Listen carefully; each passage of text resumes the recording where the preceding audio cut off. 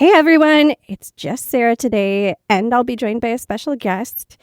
You may have seen our announcement on Instagram. We are going to be bringing on a new co-host. Maddie is on tour with Vansire right this very second. So if you want to catch one of his shows, they are going to be traveling across North America this spring. But as you can imagine, his schedule is pretty packed. Luckily, our friend Nenia Campbell, who you may be acquainted with from our last episode on Jennifer's body, or, her immense body of published works, will be joining us as a co-host on this show. And I am so ecstatic that Nenia agreed to this role. In addition to her many other talents, she is so great at connecting with people and always brings a unique, nuanced perspective to the conversation. I know you guys are all going to love her as well. So don't worry, Maddie will still join us when he can, but no matter where he is in the world, we are so proud of him and rooting for his success. And with that, let's roll the episode. A quick disclaimer that this episode explores adult themes and topics that people may find uncomfortable or triggering, including but not necessarily limited to ableism, bodily autonomy, homophobia, sex, sexual assaults, domestic abuse, and if these are topics you wish to avoid, you may want to skip this episode. Oh, and also it's chock full of spoilers about both of our guests' books. We somehow don't reveal too much about the plot. It's mostly world building related, but if you want to read Dana's books first, maybe press pause. Okay, now that that's out of the way, let's hear the episode.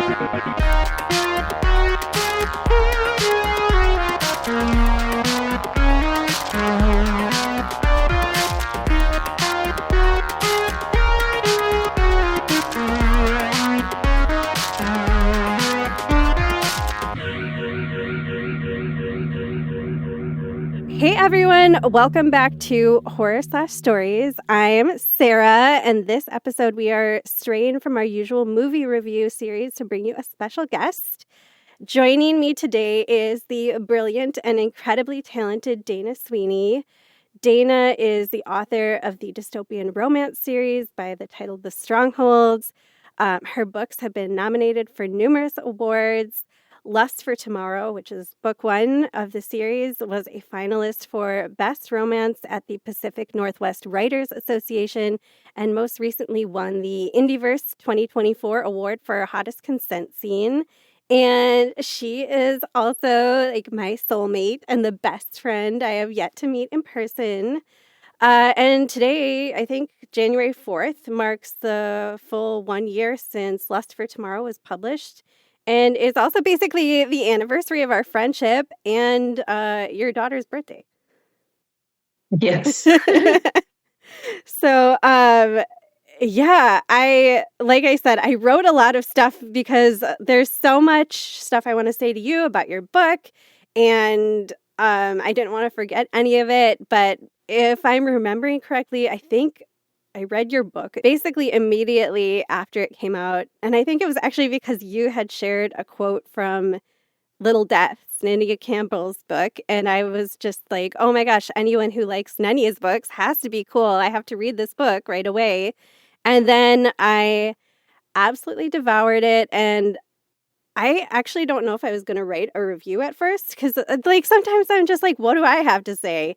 But I was completely in awe because from the first sentence, because I was very much at that time and in general paying attention to first sentences and the way your first sentence, I don't know if anyone talks about this that much, but the way your first sentence echoes throughout the entirety of the book was really, I knew that like this is a book where the author put a lot of thought and intention into every detail. And then when I went on Goodreads, and again, this was just, I think, a few days after the book was first published. It's a different situation now, but all of the reviews were really short and they didn't really address the things that I found most exciting about the book and that the things that I felt made it stand out so much. And they were all very focused on content. And I was like, no one is talking about the craft. Like, we have to talk about the writing and the craft of this book. And so I think I was just like to Ben, my husband, I was like, knuckle crack. I have to do this. And I stayed up all night writing a review, and then I reread the book again because it's so good. And then you were really the first person who made me feel like my reviews mattered because like I'd been reviewing books for 10 years and it felt like, for very little recognition, which, that wasn't going to make me stop writing reviews or anything. That's not why I wrote them. But your response like made me realize or feel that my reviews could mean as much to someone else as they meant to me. And that was really life-changing. So thank you for that. Thank you. And you've made me blush so much. And I keep bringing this up, but that Harvey Danger song, you just remind me of that so much. Somebody who takes what they make twice as seriously as they could ever hope to do. And that's you. You're the perfect reader. You are taking what we are doing so much more seriously than we expect anyone will, and caring about it as much as we do. One of the reasons your book, Lust for Tomorrow, was so intriguing to me was because it sparked so many questions, and it is so original, and reading it made me want to analyze every detail in a way that I hadn't since I was in college, and the intertextuality of it, the wordplay, its transgressiveness, and it was just really unlike anything I'd read before. And I could see that so much thought and intentionality went into every single aspect of the book. And your book was actually one of the reasons I wanted to start a podcast, was because I had so many questions after reading it, which I know I sent you a long list of questions a year ago. And I mentioned, I think that was one of the things I said to you. It was like, I really want to interview you. But my little Instagram account was not really suited to long form media. So this made me want to talk to authors and just engage in more long form media. So I guess this interview is kind of a year in the making too. And I still have my original list of questions if we want to go through and discuss them for fun. But you've answered all of them for me by now, or at least most of them, the ones that you can answer without spoiling anything. I think some of them were, I can write about this on my blog. And some of them were, she probably doesn't actually want an answer to this. Oh, I do. But not out of order. Yeah. But the reason I asked you onto the podcast today is because not only is the dystopian world we discover in your books one of the most horrifying and disturbing things I've ever read, it's also not that far-fetched from what our reality looks like and what it might look like in the near future in the United States. So I thought, first of all, let's celebrate the 1-year anniversary of Lust for Tomorrow's release. And we can talk about the way horror manifests in your Stronghold series and why our reality makes it even more chilling. I mean, first of all, the fact that I really tried so hard in the setup to avoid being horrifying, because I knew I needed an apocalypse, and I chose zombies because they're ridiculous. Like, that was the initial choice that I made, was I just want it to be something that couldn't happen, that wouldn't happen, that is not, climate change or nuclear war or a plague. I wanted it to be something that was so outside of normal reality that it wouldn't be upsetting to me. And so I started from that point, and yet the way that my brain works, I just kept adding other things that are absolutely horrifying Yeah. into the plot. Yeah, it is so true. That's so funny that you wanted to create a world that was so far-fetched and outlandish that it was unfathomable. Yeah. And also, I think it's chilling that like within the first month or so of the book being out, people who didn't like it wrote in their reviews things like, this is so dumb and over the top, this society, nobody would put up with any rules like this. Nobody would live under these kinds of conditions. It's just so dumb. It's so And then funny. a few months later, people were starting to say, wow, I actually think that Project 2025 in the news is reminding me of your book so much. Yeah, it sounds less crazy now, huh? Yeah. Yeah. So where do we want to start? Do we want to kind of go through just talking about your books in general first, or skip right to talking about how fucked up your world is? I guess one of the things we do on this show is we usually try to do a 60-second summary of the movie we've watched. Would you want to try to do a, a 60-second summary of your book or your books, both of them? That's a challenge. Okay, let me see if I can pull up a timer. You're up for it? Sure. Okay, then 1, 2, 3, go. So, in the near future, in the Pacific Northwest, there is a walled city, sort of the ultimate gated community of the incredibly wealthy and snooty. And when the world outside goes completely to shit, everybody outside who has survived would like to be inside. And so the wealthy people set up some very strict rules and good tests to make sure that they are getting the fittest, healthiest, most fertile and useful people, and kicking out anyone who doesn't live up to their standards. And so the heroes of the story are at first entirely outsiders, and gradually 10 seconds left. get to know some of the people who have been in here a little bit longer, but are still somewhat on the outside of the ruling class. Great. You had 1 second left. I think we're That getting was a sense so not of... a summary. Do you want to try? I'll give you another minute because you kind of started covering book 1 and book 2. Yes, that's what I do. I can't, that's my problem, is that I go holistically. As soon as I have all of the information, it's so hard to separate it. Yeah, and it's such a complex... I mean, that's just getting into the world building. That's not even getting into plot or anything. Okay, so let's talk about the plot. I'll give you 1 minute to summarize the plot of one or both of your books. You can see how it goes. Okay, 1, 2, 3.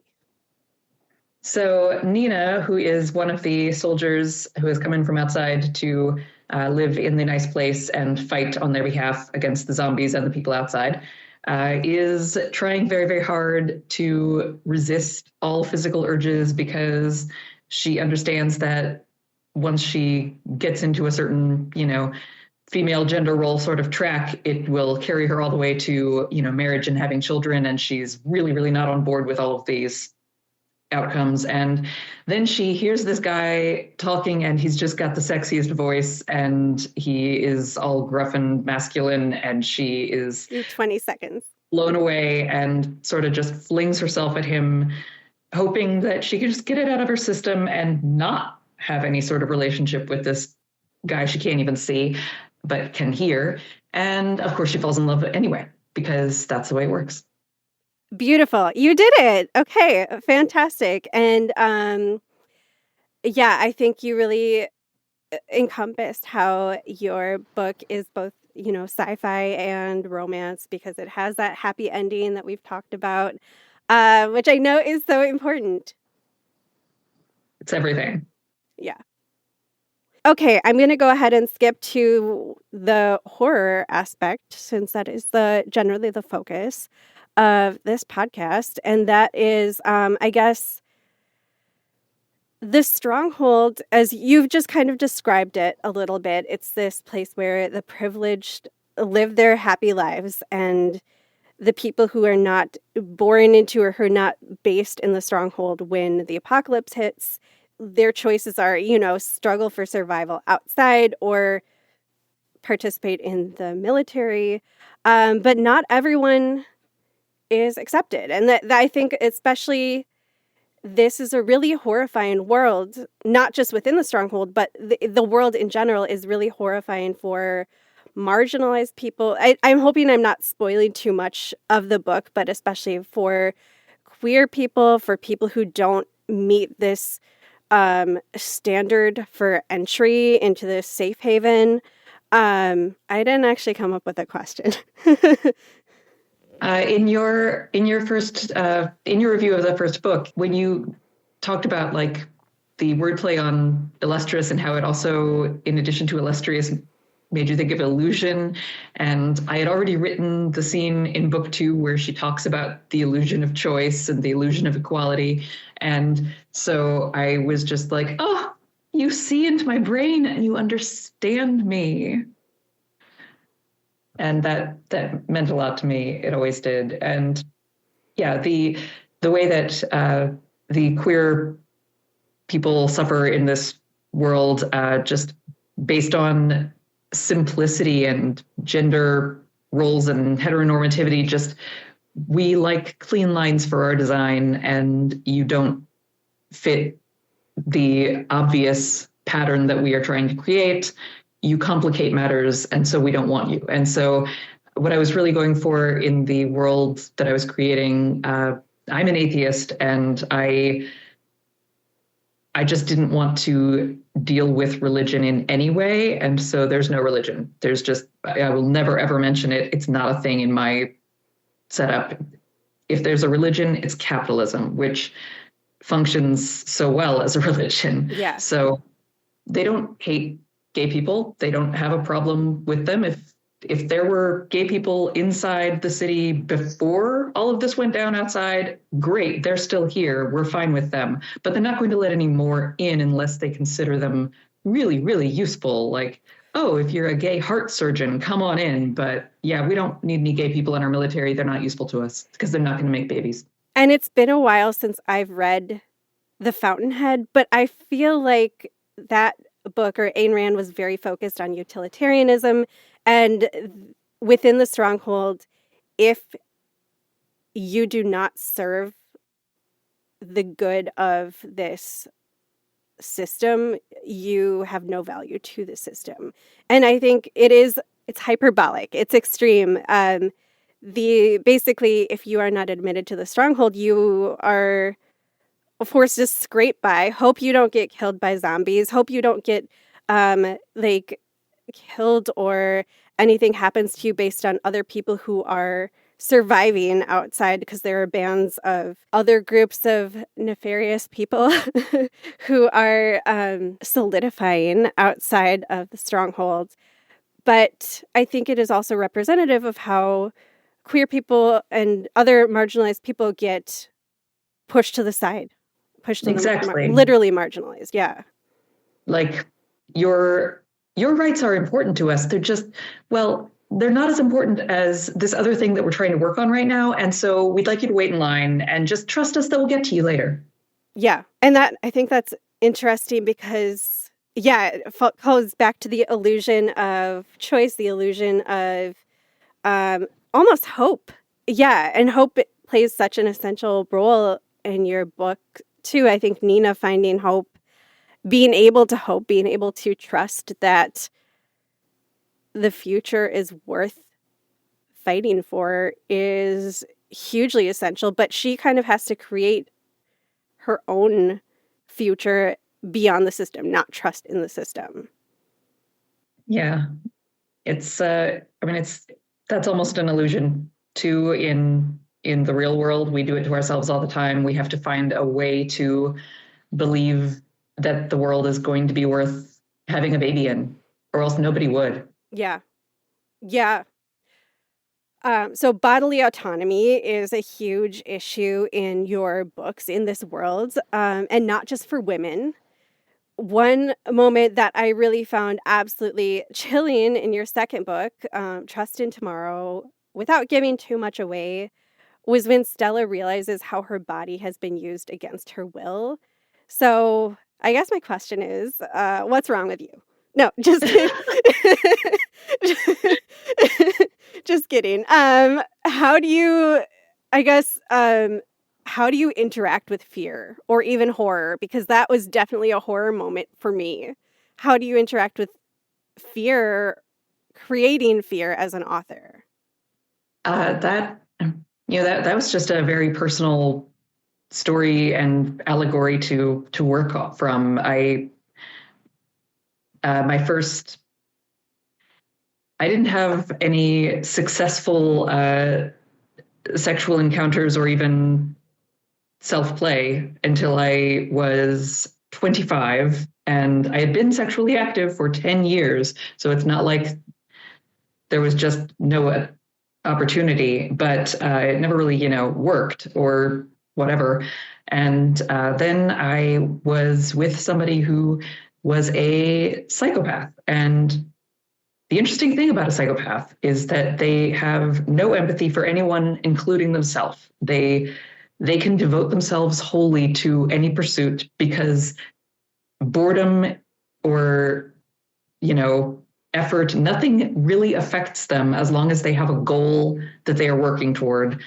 And so this person in my life used sex to calm me down and keep me believing that I should put up with all sorts of bad treatment. And, because it was the first good sex I'd ever had, I fell for it for a while. But every time I would want to get away from the other genuinely horrible things he would do, it would be like, oh, well, let me just make up for the whipping that I just gave you, and now you'll forget all about it because I've shown you what I can do to you with my tongue, And so that was the story that I was sort of living through with that, and it is horrible. It is horrifying, and that's part of the danger of being a woman, I think, in this prudish, puritanical society that doesn't want us to explore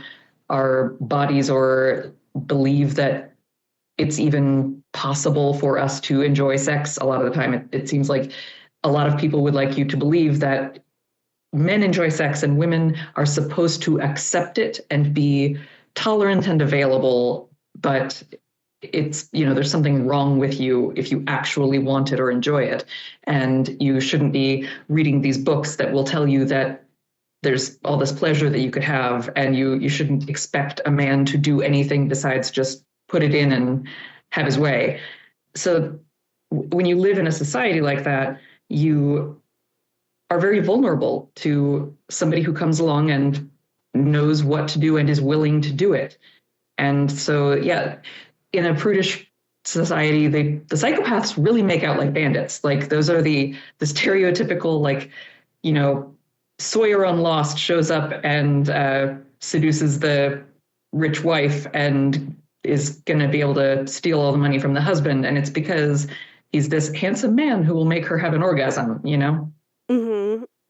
And to that end, this is a little bit of a leap, but I think it relates to the rights people have in the States and within this world. The newcomers, at least, the people who are serving in the military, the soldiers, have implants. And I don't actually know. Actually, other people in the society, I would say, they do have implants as well. Does everyone have an implant? Everyone. And these implants are medical miracles. They prevent, do they cure diseases? They prevent diseases. They can help you monitor or maintain your body if you have certain conditions. But they also give people who have control of the implants control over you. Yeah. And they could be like a pacemaker or an insulin pump on some level. That's one of the types of functionalities that they would have. But then also, let's flood your nervous system with something that puts you to sleep or something that makes you start acting like a crazy person. Because these are all hormones that are in the body at any given time and can just be poked at and surged. And so, yeah, it's a fun sci-fi thing to think about, I think. And it's one of those things too that if such a thing were to exist, you can Everyone would opt in. People would opt in because it's not just a convenience. It's kind of a little bit of universal healthcare to a certain extent. Yeah. And if you have a pre-existing condition, or if you have a disease like diabetes, or, something that could potentially be treated or something that could be prevented, why wouldn't you say yes to this technology? I think there are already implants that we use. So, and this is something that is so relevant to even just downloading an app on your computer or on your phone, because you download the app for convenience, for the service it offers you, but you also are agreeing to a long list of terms and conditions that you might Nobody reads them. Yeah, people don't read them. And also, even if you do read them, you might not be conscious of the extent of freedom you're giving up. It may not matter to you at the time. Eula, and you go, well, I don't like the way this sounds, but I'm not just going to not use my phone anymore. Right, exactly. Yeah, I mean, I think just today it came out, there was a lawsuit with Apple, iPhone, Siri collecting voices, collecting what users are saying. And, that didn't even faze me. I don't think it fazed anyone. It's like, oh, well, yeah, that makes sense. We figured they were doing that. Yeah. So do the terrifying things in your novels reflect your own fears?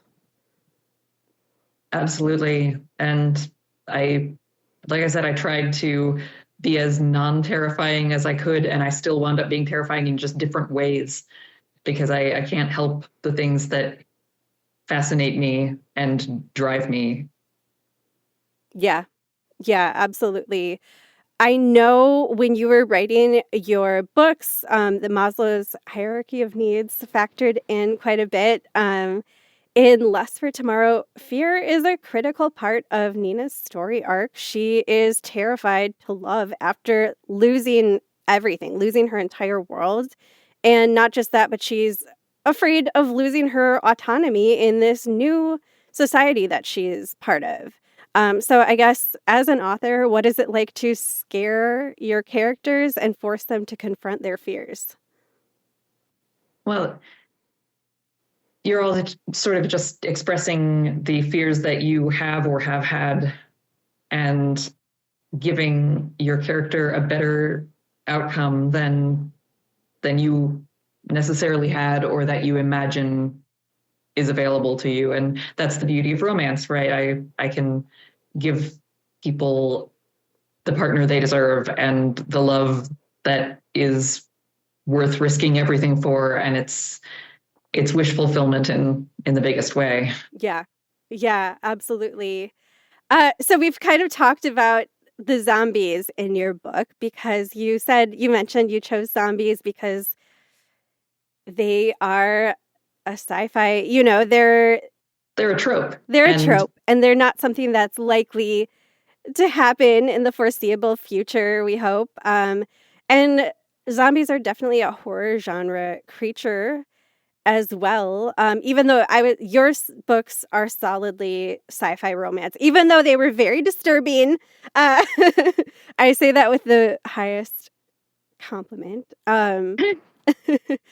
They're not really horror novels. They're not really horror genre, but your characters who belong to the Stronghold military forces, they face these terrifying monsters on a daily basis. So that is, I think that's another way that this world is really, I think fear is really a critical part of this world you've created on so many different levels. I mean, Dimitri, obviously, I had no idea how much it was killing him. And it made me so sad when I realized it. The poor guy is just tortured by having to do everything that he does on a daily basis. And he's softer and kinder than I am, really.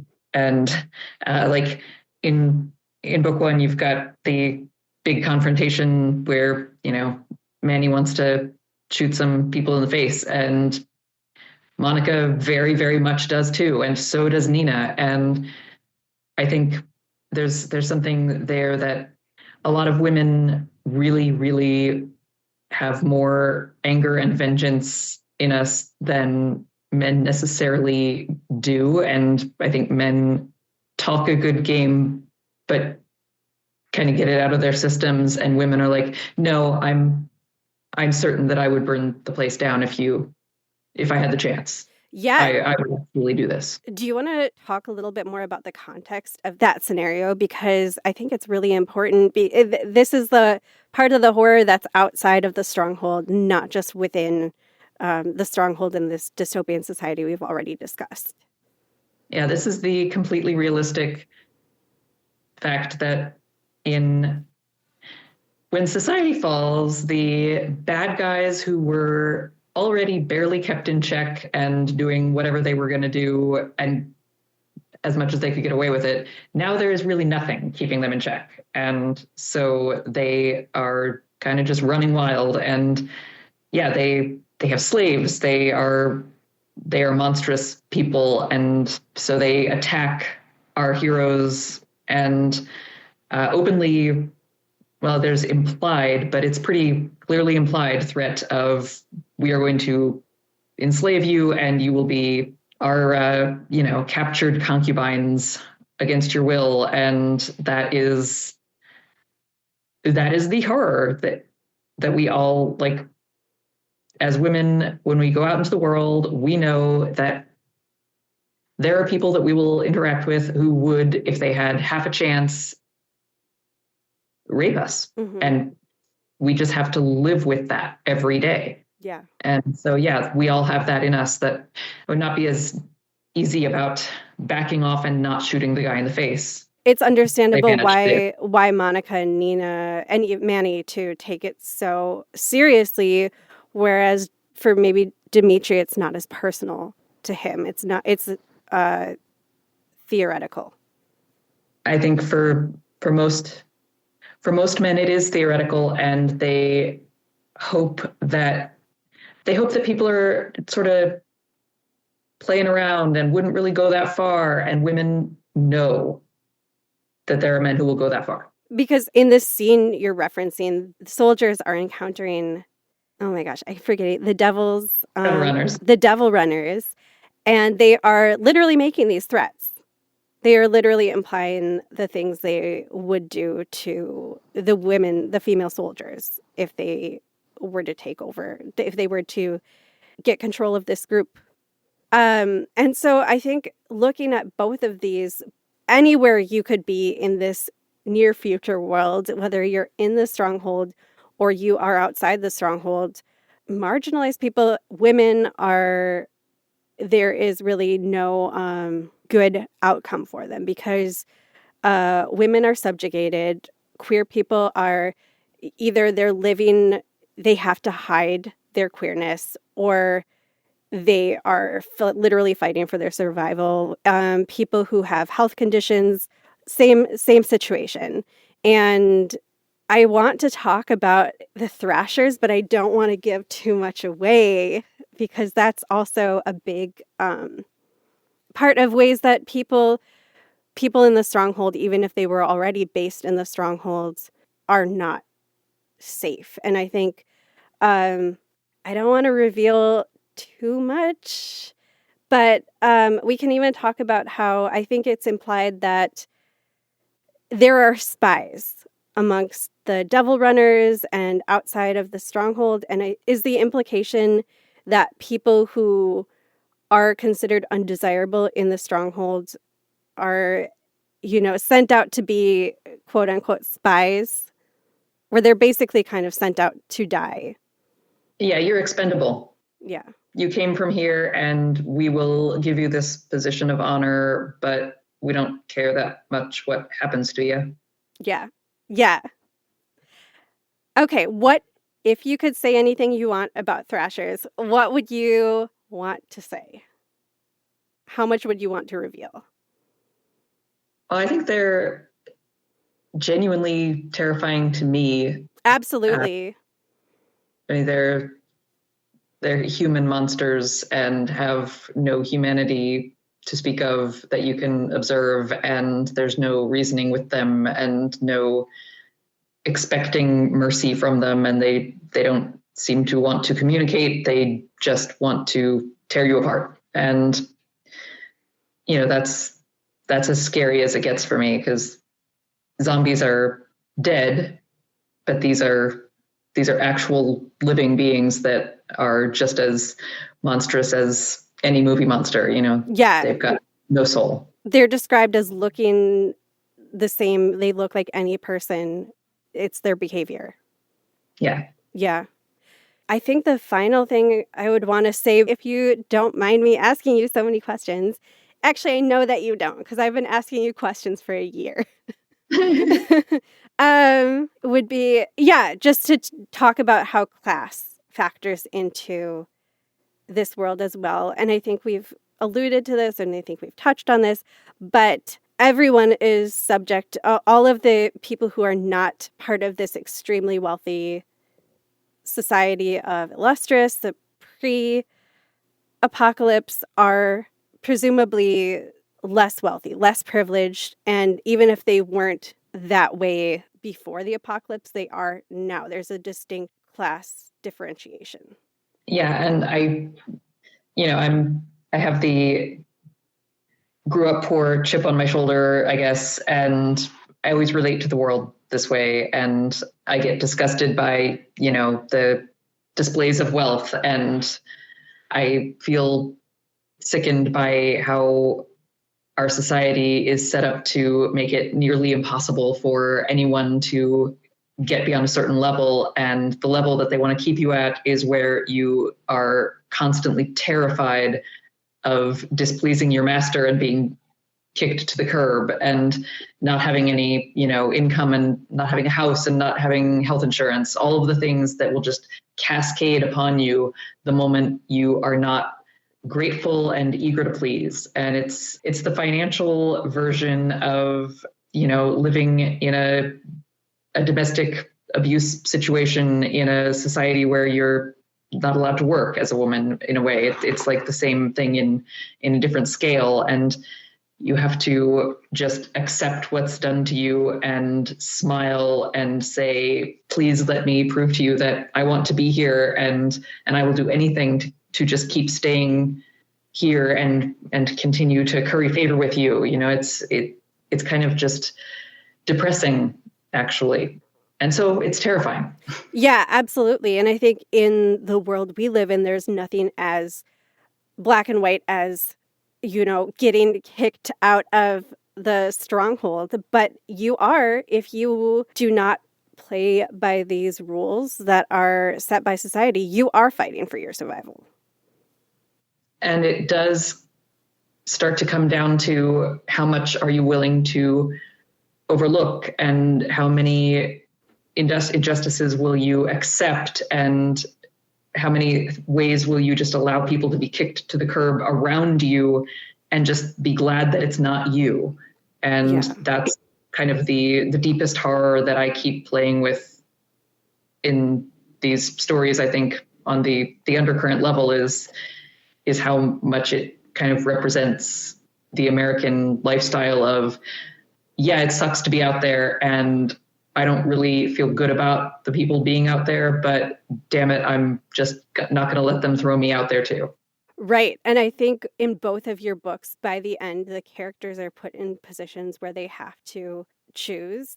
I can be comfortable and not rock the boat. I can maintain the status quo, and I will live a happy, comfortable life, now aware of these injustices, aware of the seedy underbelly of the society I'm part of, and basically be complicit, or I can do something to change this reality. At least go down fighting in a way, I suppose, and keep trying and not give up and not just accept everything. Yeah. I feel like it's especially straightforward in book 2 that there's an acknowledgement that I don't really know whether I will ever be able to do better for anyone else from this point forward. I can keep trying, but I don't know for sure if anything I do will ever matter again. What if I've just done the only thing that I will ever do that was worthwhile and successful, and all I did was save myself? Mm-hmm. Mm-hmm. Yeah. And I'm very bad at following a straight line. But just again, within this society, within the upper class, they have someone who they know to be an abuser. This is like an open secret that they just let him continue to hurt people because he's part of this upper class and because it's easier to let him continue hurting people as long as it's not them. Yeah.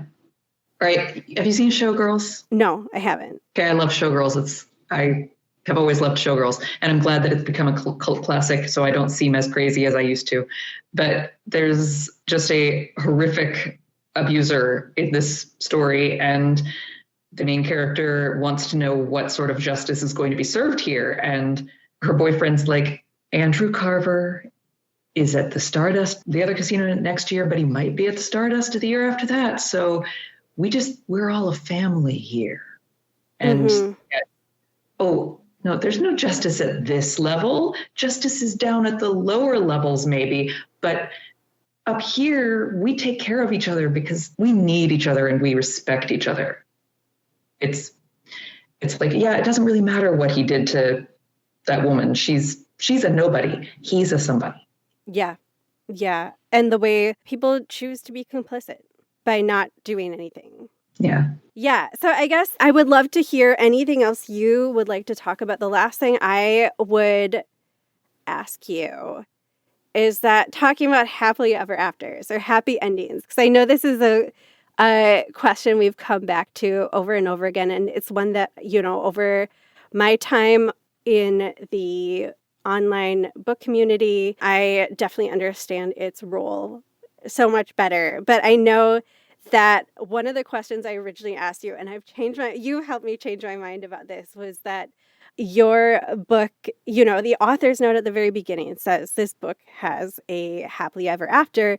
And I really, first reading the book, questioned that. I was like, does it have a happily ever after?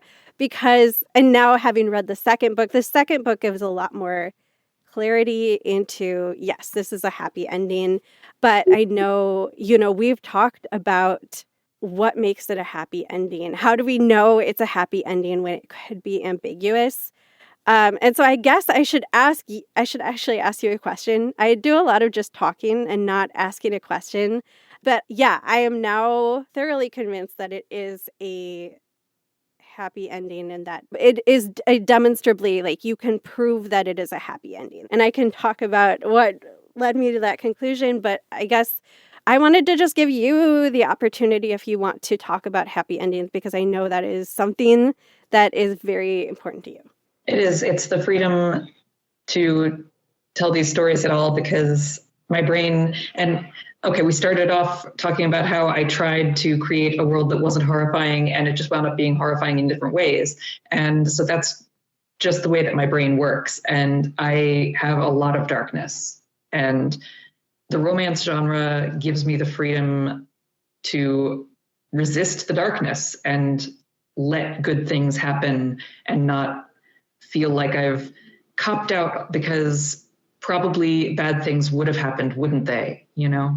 Yeah, absolutely. And I think that's one thing we talk about on this podcast in a lot of different ways, is just genre and how, I get asked the question. My grandma asked me the question earlier today, just not understanding why horror, why do you want to be scared? Where am I going with this?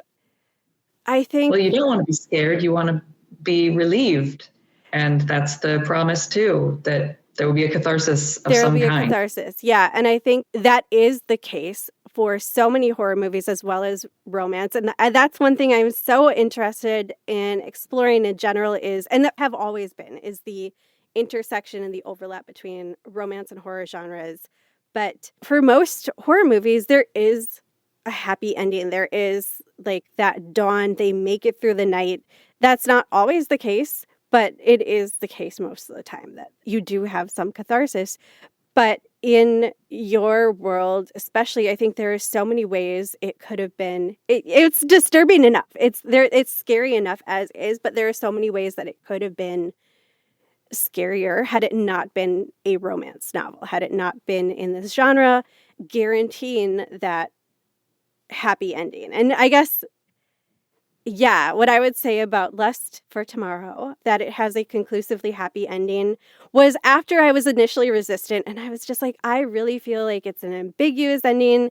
You really have to trust in this character that she's falling in love with, that you have to, they haven't known each other that long. They haven't had that many interactions, and you have to trust that she ends the novel making a decision that she knows he will not approve of, and she's convinced that he's going to come to support her anyway. And I was just like, how do we know he's going to support her? But then the more I thought about it, that's the substance of the entire novel, is them developing their relationship to the point of this level of trust that she knows. Like, it's not a question. It's not a he might. It's not a, hopefully he will. It's a he will. Yeah.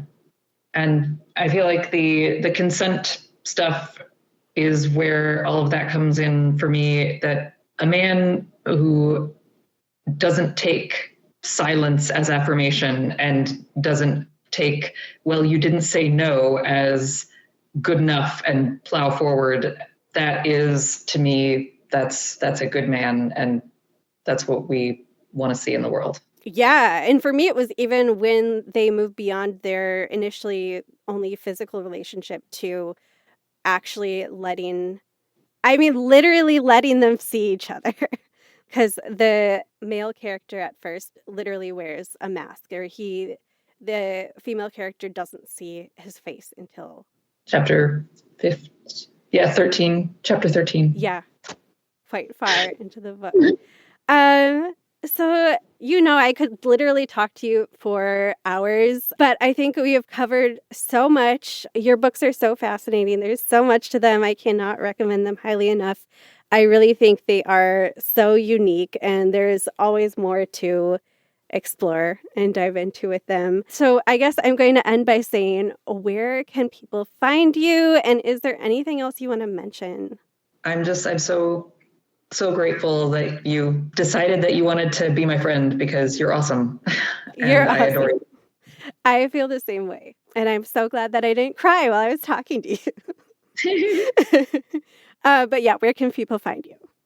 My books are on Amazon and Kindle Unlimited, and in ebook and paperback, also on Amazon. Everything's Amazon. And the primary places that I'm active on social media are the Instagram and Threads platforms, and I've tried to dabble into Blue Sky a little, but I haven't done a whole lot there yet. And I would just add that anyone who is interested in learning more about Dana's work, I really recommend that you check out her blog, because if you want to know every single thing, because I am just like, where did this idea originate? Where did this come from? What was the inspiration? And I think you do a lot of that on your blog, of just diving into great detail. I will go on and on. If you give me an opportunity and ask me a question, I'll just answer it forever.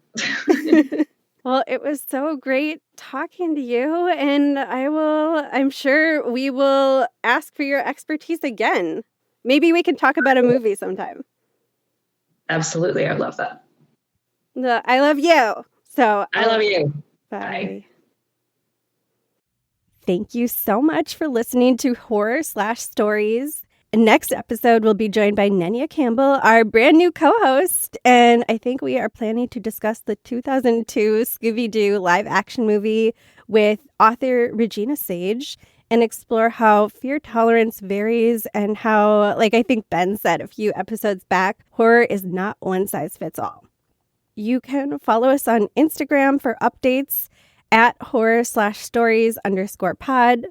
We would be so grateful if you like this podcast, if you were to subscribe, share it with your friends, leave us a review. If you're interested in being on the show as a guest, you can fill out an interest form on our Instagram page and we'll reach out to you.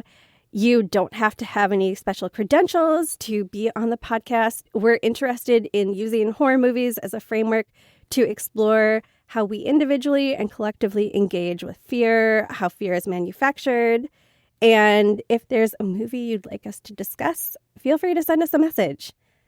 Okay, that is it for today. Thank you, as always, for listening. Love you. Bye.